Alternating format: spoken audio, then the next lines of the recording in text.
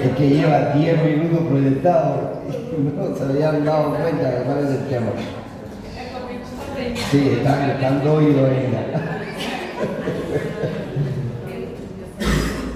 Vamos, concéntrense aquí ya. Vamos, comenzamos. Esto está largo. Bueno, yo sé que ustedes saben mucha anatomía de hígado, fisiología de hígado, todo eso, así que no vamos a entrar en cosas que ya ustedes conocen, ¿verdad? La gran cantidad de funciones que tiene el hígado. Entonces, en quinta feria hablamos de un tema llamado hemorragia digestiva alta, ¿verdad? Sí. Una de sus principales causas son las varices esofágicas secundarias a un síndrome que se llama síndrome de hipertensión portal. Hoy entonces, y habíamos hablado que la causa principal del síndrome de hipertensión portal en el adulto es la cirrosis hepática. Entonces vamos a hablar de cirrosis hepática. Entonces, ¿qué cosa es la cirrosis hepática? Miren acá, miren este hígado. Qué bonito, ¿eh? El hígado habitualmente debe ser liso, color marrón, mole, ¿ven? Y el hígado cirrótico se vuelve un hígado blanco, grisáceo, nodular. Y estos nódulos no son nódulos tumorales, son nódulos cicatrizales. O sea, que conceptualmente la cirrosis es la sustitución del tejido hepático normal por tejido cicatrizante. Bien.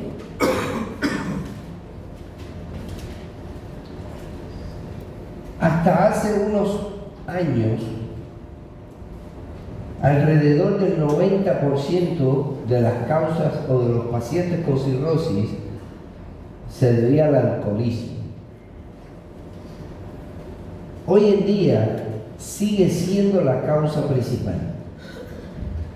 Sin embargo, ya hay una segunda causa que nosotros, o la mayoría de los médicos, esquecen, que es la esteatosis hepática. Entonces, señores, la esteatosis hepática en cualquier momento supera a la causa alcohólica dentro de las causas de cirrosis hepática. Bien, son hoy en día las dos causas principales de cirrosis hepática en el adulto. Bien, entonces,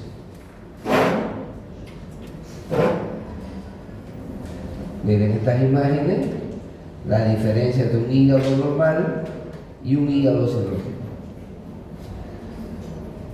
¿Qué sintomatología da la cirrosis hepática? Bueno, aquí tenemos un problema. Y es que inicialmente la cirrosis hepática es asintomática. Cuando ella comienza a dar síntomas, ya prácticamente la gran mayoría del tejido hepático normal está sustituido por tejido fibroso. Entonces, por eso el problema de la cirrosis hepática no es diagnosticarla, es prevenirla. Y ahí es donde entran ustedes como médicos generales. Tienen que trabajar con sus pacientes para tratar de disminuir el consumo de alcohol y para modificar hábitos dietéticos y de vida en los pacientes con esteatosis hepática. Son las dos grandes causas. Cuando da síntomas, son síntomas inespecíficos, no son propios, a veces da un poquito de dolor ahí en el hipocondrio derecho, un poco de pérdida de peso, o a veces sus síntomas de debut son los síntomas de hipertensión portal. O sea, el sangramiento digestivo alto, ascitis, esplenomegalia, arañas vasculares, circulación colateral, todo eso que vimos el otro día. ¿Estamos? Miren aquí, este es el biotipo del alcohólico crónico con cirrosis hepática. Miren la coloración terrosa de la piel, blanco-amarillenta, ¿verdad? Porque también están anémicos. Las uñas en vidrio de reloj, que no solo se ven en las enfermedades pulmonares crónicas, y las varices venosas cutáneas que se pueden presentar de diferentes maneras. Aquí tenemos una varice esofágica, la vimos el otro día, la circulación colateral. Entonces, ya cuando es muy crónico, que ya la insuficiencia hepática se va instaurando, bueno, pues tenemos o tienen trastornos de la coagulación. Recuerden que el hígado es el órgano principal donde se producen los factores de la coagulación. Ginecomastia, porque no metaboliza los sexoesteroides. Y bueno, a ver qué otra cosa interesante aquí. La cirrosis hepática es una de las principales causas predisponentes al carcinoma hepatocelular. Adelante. Buenas noches. Al carcinoma hepatocelular, detalle muy importante. Entonces, miren, ecografía, tomografía, nos puede dar imágenes sugestivas de cirrosis hepática.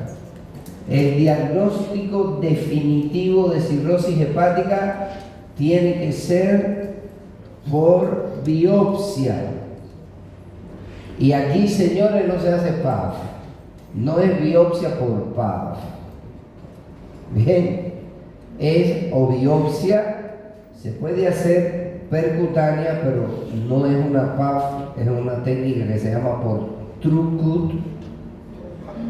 No sé si han escuchado eso por ahí. TrueCut.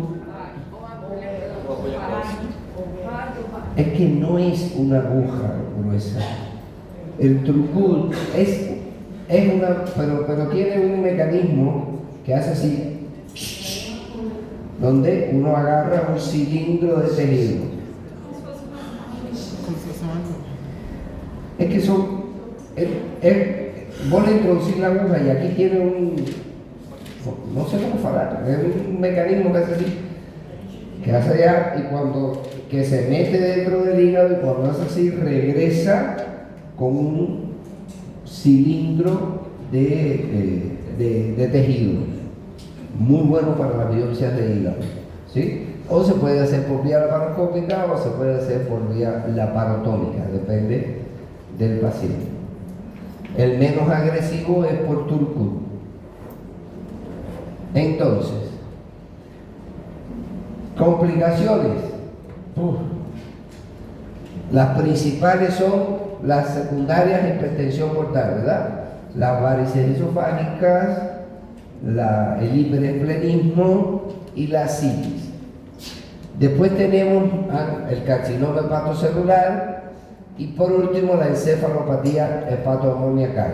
O sea, recuerden que una de las guanoiches, que una de las principales funciones que tiene el hígado es eliminar de la sangre el amoníaco que se produce en el metabolismo del intestino. ¿Bien? Entonces ese amoníaco se va a acumular en sangre y puede dar encefalopatía, o sea, pérdida de la conciencia, trastorno de la memoria, aliento amoniacal, tiene varias cosas. Entonces, ya é possível detectar um CA, uma cirrose, sem fazer a biópsia? Detectar, es posible sospechar. Diagnóstico definitivo tiene que ser por biopsia, donde te demuestre la sustitución de la arquitectura normal del hígado, o sea, el hepatocito, con la tríada portal, con las células de Koffer, por tejido fibroso. porque meu pai, ele foi diagnosticado sem fazer biópsia, porque no Brasil eles falam que não tem necessidade, que só com os exames foram feitos, e como foi com o carcinoma, então eles falam que já era o suficiente para dizer que era maligno. E não fizeram biópsia decorrente de que o fígado é bastante vascularizado, hemorragia. Es que el hígado cirrótico no sangra, ni sangra. Es tan fibrótico que ni sangra. No sé, pero me parece que hay una mixtura de cosas ahí. Cirrosis y carcinoma hepatocelular, tenían las dos cosas. En ese caso, la cirrosis probablemente haya sido secundaria de hepatitis B. No sé si era tomador o no. Entonces ahí tienes una combinación de cosas, porque la hepatitis, todas las hepatitis, excepto la A, desde la ya anda como por la H, por allá, todas son factores predisponentes para el cáncer de hígado, ¿no? O sea, ahí tienes, pero ambos, el cáncer de hígado o el carcinoma hepatocelular, que es como se debe hablar, es el más frecuente, no es el único, pero es el más, lo vamos a ver hoy. Y la cirrosis, los dos, el diagnóstico definitivo debe hacerse por biopsia. Eso, yo te digo lo que debe hacerse. Habría que ver las características individuales del paciente, ¿ves? En qué estadio estaba, etcétera.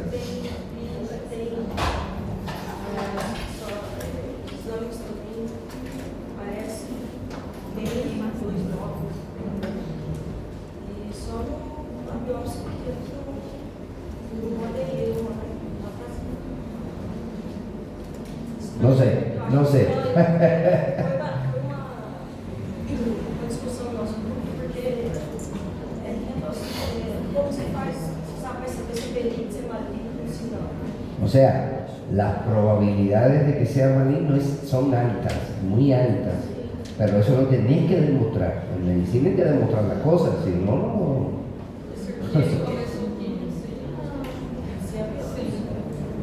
Sin saber la variedad histológica ni nada.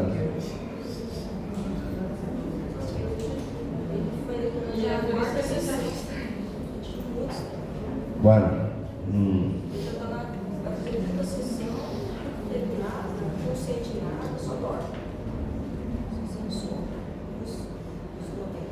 ¿Pero ha mejorado o no? Eso soñoliento puede ser signo de encefalopatía. Hay que determinar el amoníaco en sangre. ¿Nunca le han puesto, han determinado amoníaco en sangre?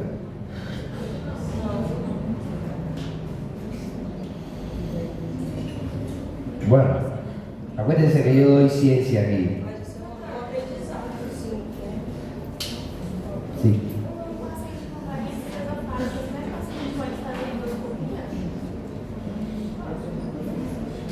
A ver si entendí la pregunta, discúlpame. Que si tiene varices esofágicas, si se puede hacer endoscopía. No se puede, no, se tiene que hacer endoscopía. Porque el diagnóstico igual, el diagnóstico de la varice es ver esto. O sea, esto es una varice por fuera. Esto es una varice por dentro. Pero además, de hecho, en un supuesto de que esto sangre o que ya haya sangrado, el principal tratamiento que tiene la varice, porque fíjate que la varice es secundaria a la hipertensión portal, que es secundaria a la cirrosis. O sea, esto no tiene cura. ¿Por qué? Porque es secundario a algo que es secundario a la cirrosis, que no tiene cura. La cirrosis no tiene cura. La única cura para la cirrosis es el trasplante de hígado. Pero este paciente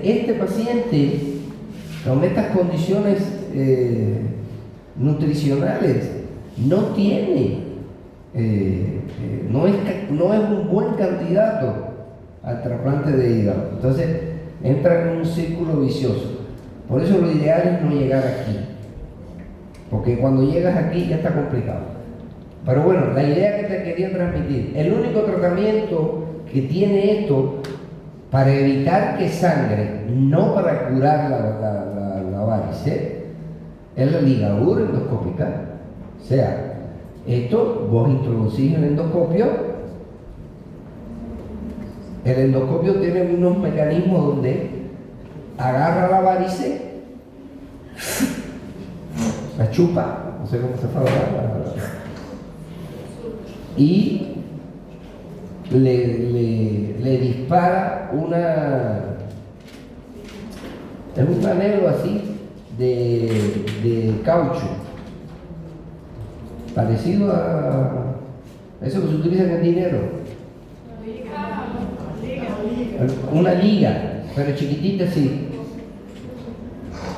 y agarra la varice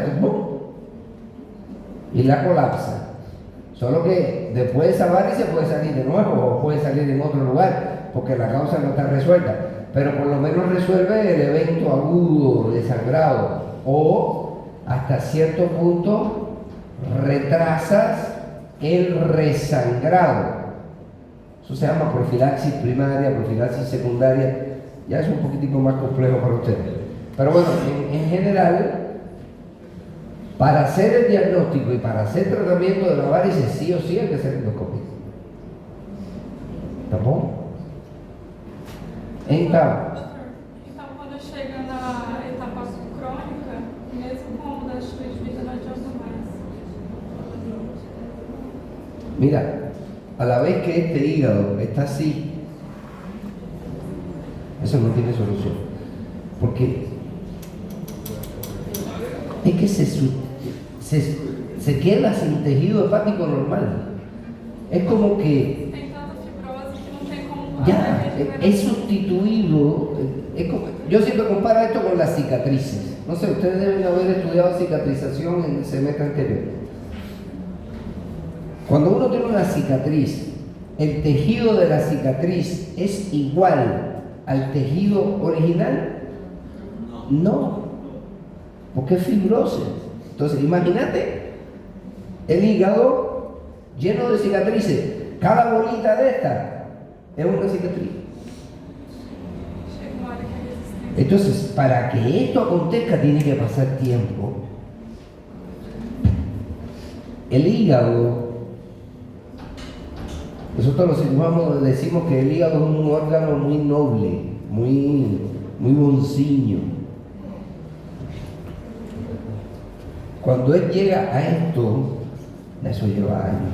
Por eso ustedes tienen que tratar de prevenir esto en lo posible, como médicos de atención primaria. ¿Entendeu? Es la única solución. Porque cuando está así, ya, hecho.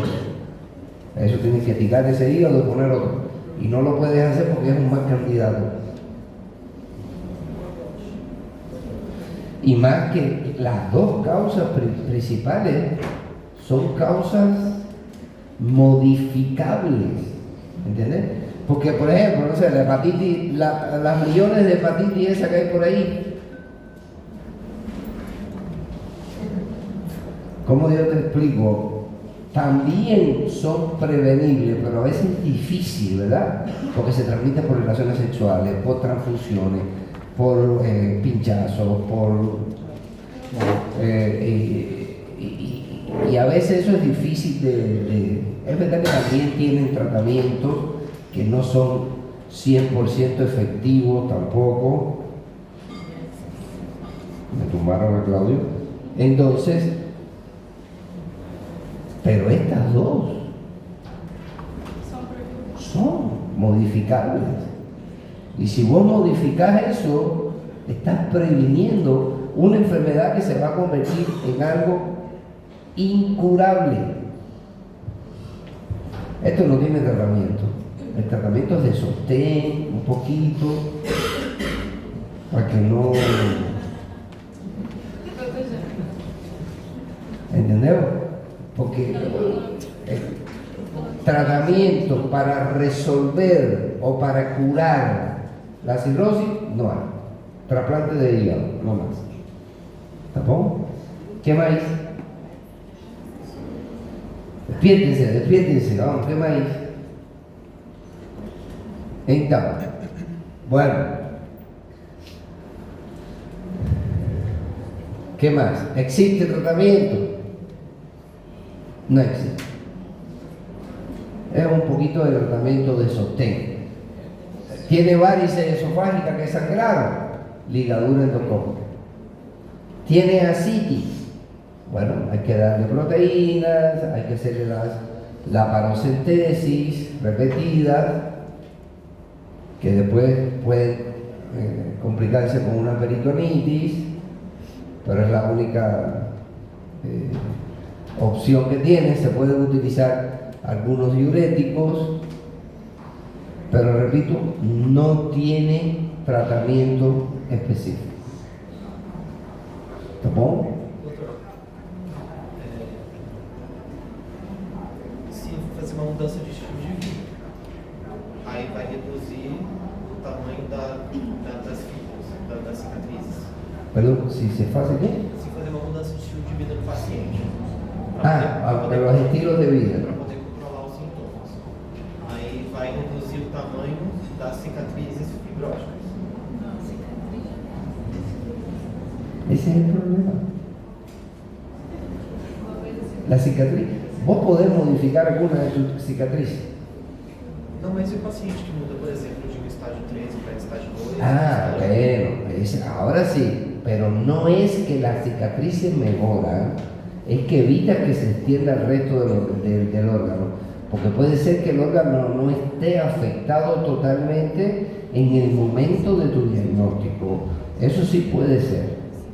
Que haya zonas del hígado que todavía estén funcionando. Entonces, lo que vos vas a lograr con esto es evitar que esas zonas que todavía están sanas progresen hacia una cirrosis, pero a la vez que está ya la cicatriz, no se modifica. O que reduz então é a parte sana do fígado. No es que la reduce, es que reduce el riesgo de que se convierta en cirrótica. Es que aparezcan cicatrices. Porque ¿por qué se producen las cicatrices? Por inflamaciones crónicas debido a estas sustancias. O sea, si logras hacer el diagnóstico en estadios tempranos, tenemos alguna oportunidad. El problema está en que la mayoría se le hace el diagnóstico en estadios avanzados. Porque no va así, ¿no? ¿Entendés? Bueno, ¿qué más? Senhor, só um comentário. Por isso a importância de quando a gente faz uma anamnese, quando a gente pergunta o tóxico, a pessoa fala, eu bebo socialmente. Aí você tem que perguntar, o que é socialmente Para você, ¿qué cosa es socialmente? Una botella de caña todos los sábados. No hay hígado que aguante eso. Antes do almoço, antes do Uma jantar. amiga do que é 3 cervecillas después de la llanta. Solo para acompañar. Só uma garrafa de 1 litro. Sí, y como hay mucho calor y eso, para mejorar el calor. Não tem fígado que aguente esse Só um sinal de lugar. manhã, uma A minha tarde. mãe. Quase nada. Isso é para Así mismo es. Porque você acreditar que socialmente o que o paciente está com. Porque además, la gran mayoría de los pacientes que son, ustedes le dicen etilistas, ¿no? No reconocen que son etilistas. Porque para ellos, 2, 3 cervecillas todos los días, eso no es etilista. Para ellos etilista es estar bébado todos los días. Ese es el etilista. Estilo de vida. Conheço muitos alcoólatras. Não reconhece. Entonces, después vienen los problemas. Com certeza. Ele não reconhece nem Vamos. Entonces, bueno, de hipertensión portal ya hemos ido hablando. Solo vamos a reafirmar un poquito la vena porta, ¿cierto? Hipertensión portal es aumento de la vena porta. Esta hipertensión se transmite hacia las venas del esófago. Por eso se producen las varices. También pueden haber varices en el estómago. Esa hipertensión va hacia el bazo, por eso el bazo crece y aumenta su función, ¿ya? En el caso de los adultos, la causa principal es esta. El hígado se vuelve cirrótico, fibrótico, comprime las ramas de la vena porta y toda esa presión va hacia acá. Esta es la mesentérica inferior. Aquí abajo están las venas rectales. El paciente puede tener hemorroides. ¿Está bom? Entonces, ¿qué más importante aquí? Estas son las formas principales de presentación de la hipertensión portal. Miren esto. Cabeça de medusa. Terrible, no, él tiene de todo. Tem de tudo. De todo tiene. Tiene ascitis. ¿Cómo se llama la maniobra para hacer el examen físico? Para hacer. ¿Cómo ustedes la conocen? Oleada. Não. Piparote. Piparoche. ¿Está bueno? ¿Sí? Bueno, yo la conozco como maniobra de Tarral. Esa misma. Tarral. Que hay dos tipos. Tarral 1 y Tarral 2. Porque a nosotros los gorditos, si nos hacen así, vamos a tener un falso tarral. Tenemos que Sim. poner esto aquí para que la onda no pase por la grasa que tenemos en la panza, E ¿verdad? teve também o círculo da Skoda. Skoda. O círculo da Skoda. Que você vê onde que realmente tem líquido ou onde que você faz percussão. É onde que realmente tem líquido ou se tem alguma parte que está com matidez. Daí você delimita se é realmente um acite ou se não é. Ó, até onde vai o grau. Tá bom. Así. Muy bien. ¿Y dónde se hace la laparocentesis? Señores, laparocentesis, no paracentesis. Laparo, abdomen, centesis, punción del abdomen, laparocentesis. Se hace aquí en la fusiliaca derecha, ¿verdad? Doutor, então, quem tem hipertensão portal é quem tem cirrose. Vamos lá. En el adulto, fíjate que yo insisto mucho porque en el niño es diferente. En el adulto, la causa principal es, o sea, lo primero que se produce, bueno, lo primero que se produce es el alcohol, ¿verdad? Ese alcohol transforma el hígado en cirrosis, o sea, en fibrosis. Aquí la vena porta, cuando entra al hígado, se va dividiendo en diferentes ramas, que después entonces forman las venas suprahepáticas. Entonces, al fibrosar esto aquí, eso comprime las ramas de la porta. y al comprimirla aumenta la presión ahí adentro. Esta presión aumenta aquí, produce varices, aumenta todo esto aquí, produce esplenomegalia con hiperesplenismo, aumenta el sistema de la mesentérica inferior, aparecen hemorroides y por la insuficiencia hepática que tiene hacen ascitis. Esto es en el adulto, porque en el niño eso lo que se produce es trombosis aquí, por otras razones, sobre todo por el catéter umbilical ese que le ponen a los recién nacidos. Yo soy enemigo del catéter umbilical. Para eso existen otras cosas. ¿Qué más dice? Doutora, assistem leve, moderado e severo. Sí. Eu lembrei que Hiperespenismo hay leve, moderado y severo. Las varices hay diferentes grados según la clasificación de Child-Pugh. eu lembrei do círculo de escudo na versão, você consegue saber se é leve, moderado e severo, Una idea. Ah, ok. Bueno, el tratamiento de la hipertensión portal es medio complejo, eso no es para ustedes. Vamos entonces a los tumores del hígado y vamos a brigar aquí con las peninas. Tumores de hígado y uso de anticonceptivos hormonales.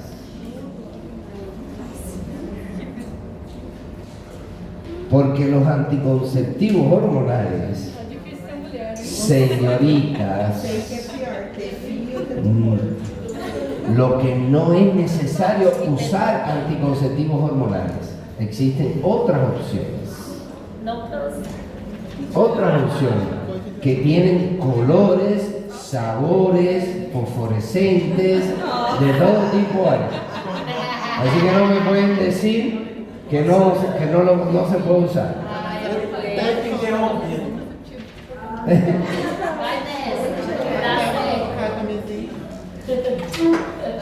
Aquí en este semestre, y voy a empezar desde hoy, yo voy a intentar, no sé cómo se falará en portugués, meterles miedo a ustedes acerca de los anticonceptivos hormonales.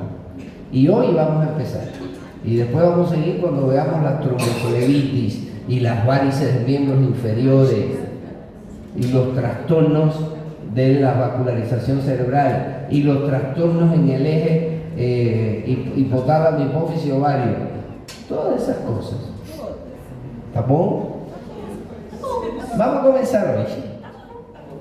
Resulta ser que los tumores de hígado pueden ser benignos y malignos, pueden ser sólidos o quísticos, y en el caso de los malignos pueden ser primarios o metastásicos.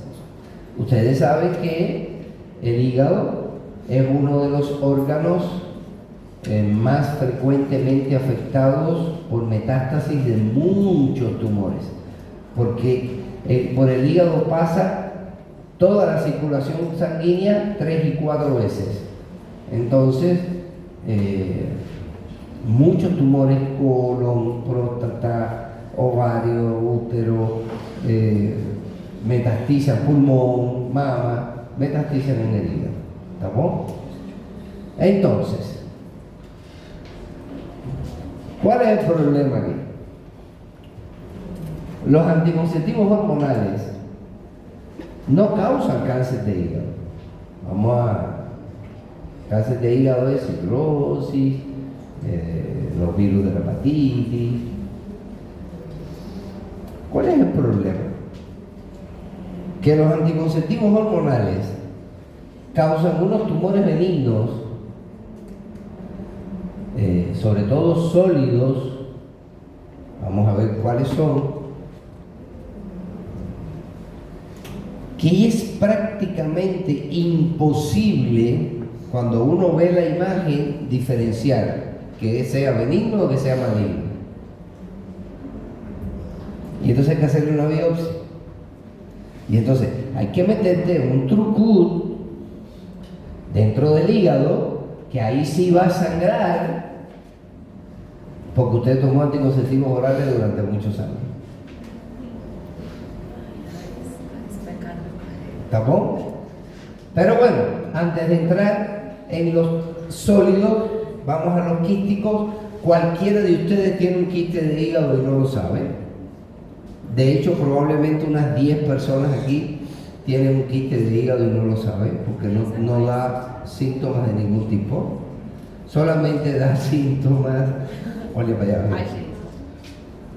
allá. Ya se despertó, ya. O pessoal senta aqui ainda não. Entonces, solamente da síntomas cuando son muy grandes, ¿sí? Pero bueno, esto no tiene grandes problemas, ¿cómo se llama? Desde el punto de vista clínico. Estos sí son un problema. Los abscesos, ya sean los abscesos piógenos o los abscesos amebianos. Son un problema por la sintomatología que causan, porque hay que drenarlos, hay que buscar una manera invasiva para drenarlos. Entonces, en el caso del piógeno, generalmente es secundaria a una infección intraabdominal, una apendicitis, una colecistitis, una colangitis relativamente frecuente, ¿bien? Y se caracterizan por antecedentes. El paciente tiene antecedentes de uno de esos diagnósticos y aparentemente está curado, y comienza entonces con fiebre alta, dolor en hipocondrio derecho, pueden tener íctero, puede tener escalofríos, y eso cuando le hacemos la ecografía, porque para hígado, señores, lo mejor que hay es la ecografía. La tomografía se deja para determinados casos. Bien, en la ecografía yo puedo ver si es un tumor quístico, si es un tumor sólido, el tamaño, la localización, si es único, si es múltiple. Y además me sirve en el caso del absceso hepático y del absceso amebiano para hacerle evacuación percutánea. ¿Está bien? Entonces, en el caso del amebiano, hay antecedentes de enfermedad diarreica. En el paciente tiene antecedentes de haber tenido diarreas, donde se pueden haber aislado la entoamueba histolítica. El tratamiento igual hay que, ¿cómo se llama? Hay que evacuarlo, y se puede utilizar algunos amebianos como es el metronidazol y a veces la emetina. ¿Dónde está la emetina? Aquí. Mira aquí. ¿Está bien? Estoy yendo un poquito rápido porque estas son cosas que ustedes conocen y no son frecuentes.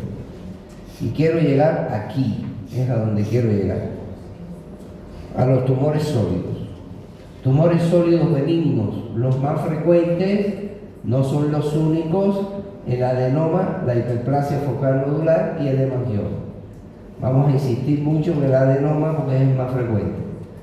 Entonces, adenoma, alta relación con el uso de anticonceptivos hormonales. Ahí dicen anticonceptivos orales, pero es todos los anticonceptivos hormonales, cualquiera que sea.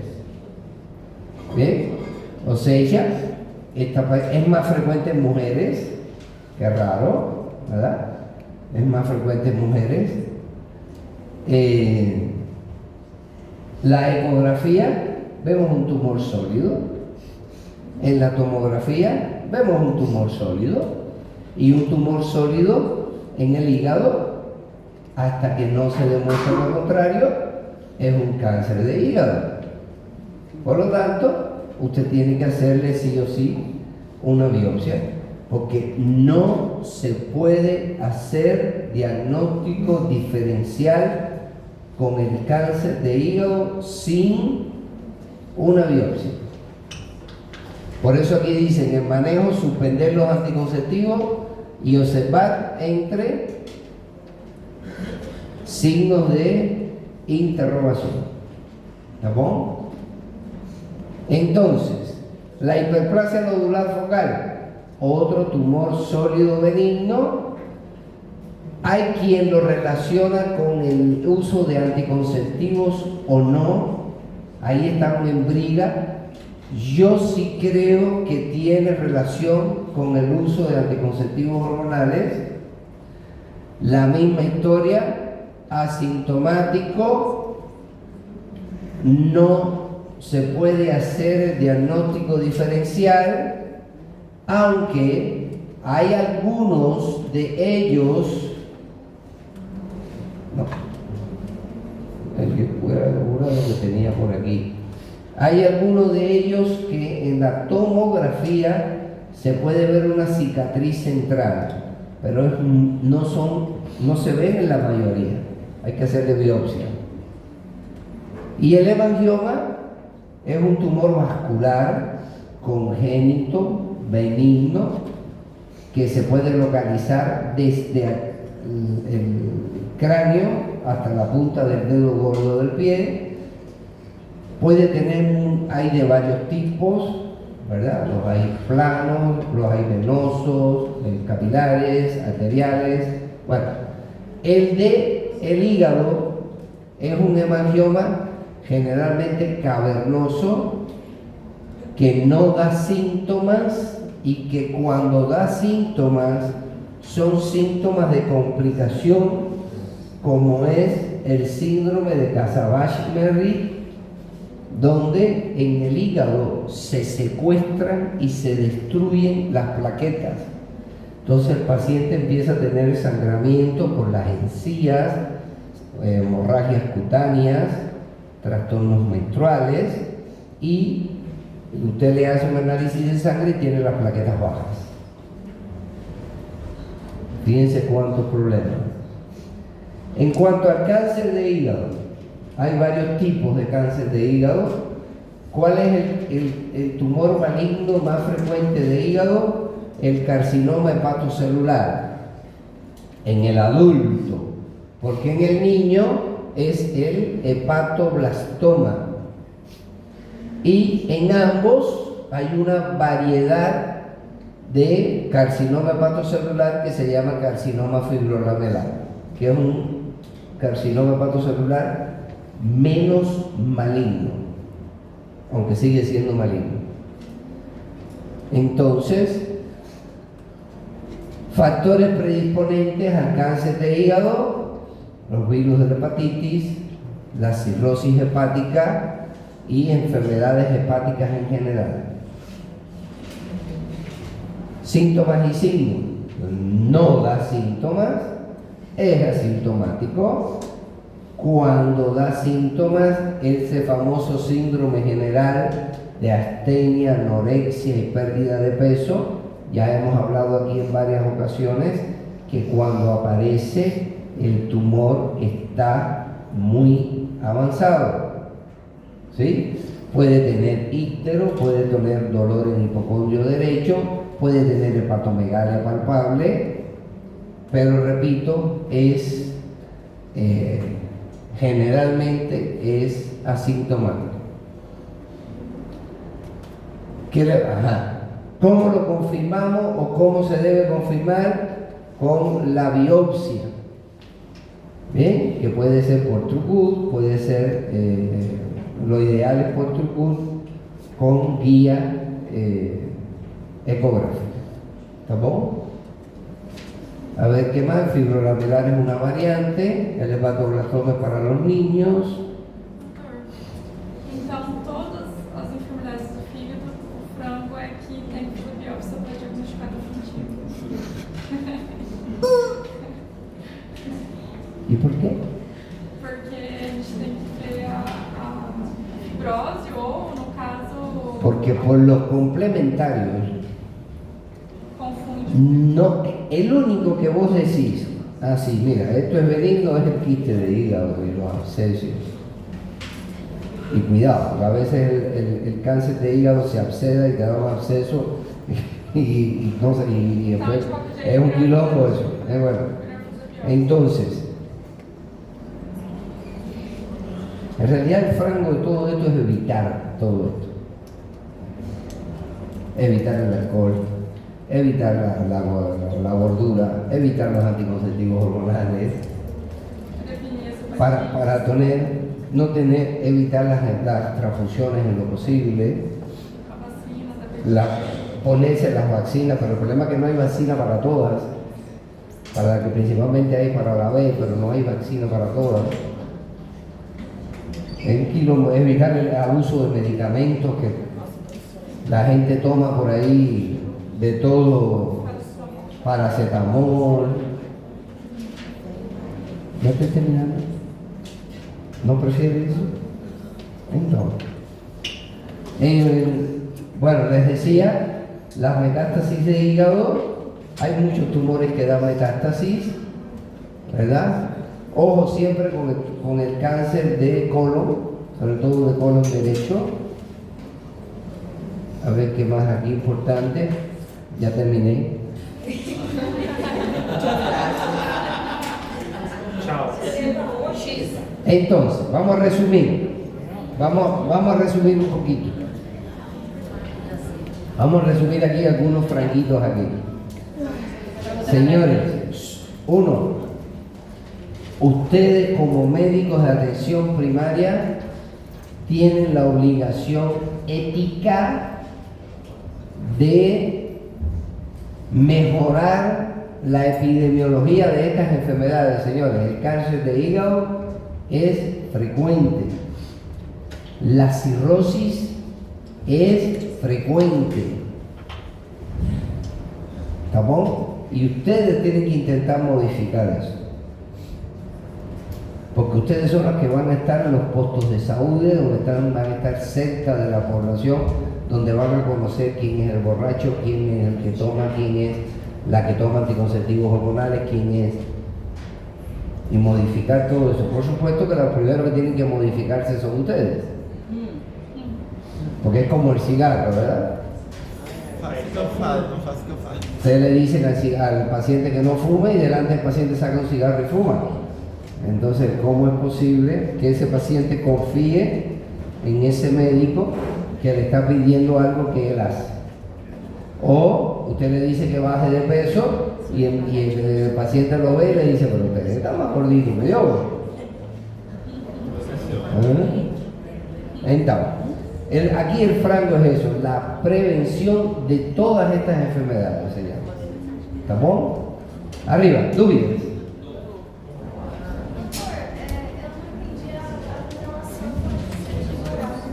Hay una correlación estadísticamente significativa entre el uso crónico de anticonceptivos hormonales y adenomas de hígado sobre todo y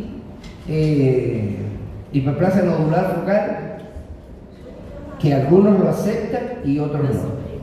El problema aquí no es en la aparición del tumor, porque eso es un tumor benigno. El problema está en que para yo saber que ese tumor es benigno, yo tengo que agredir a la paciente y tengo que hacerle biopsia, y las biopsias del hígado tienen complicaciones, sobre todo si el hígado es un hígado tejido sano, aunque ahí sí va a sangrar. Entonces, me estás obligando a hacer algo agresivo para ti por estar usando anticonceptivos hormonales, habiendo otras opciones. Porque si ustedes me dicen a mí, soy alérgica al látex, no sé, mi esposo es demasiado machista y no quiere nada de eso, yo no me quiero poner nada ahí, no sé. Usted sabe que la alergia al látex en mujeres alérgicas látex, ¿saben lo que es, no? Es menos del 0,5% de las mujeres. Y hoy en día los látex que se utilizan son hipoalergénicos, la gran mayoría. Así que, en mi opinión, no hace falta tomar anticonceptivos orales. Y fíjense que estoy hablando de trauma, estoy hablando solo de hígado, después vamos a hablar de las afecciones venosas. ¿Qué? Todos. Unos más, otros menos. Depende de la concentración que tengan de progesterona y estrógeno. Pero todos. Se las voy a poner más difícil. Hay cánceres de mama que son, ¿cómo que se dice? Con receptores positivos a estrógenos. O sea, que lo que los alimenta a ellos es el estrógeno. Y hay algunos anticonceptivos que tienen estrógenos. ¿Ya? Otra pregunta, dudas, preocupaciones, fome, sono más que fome.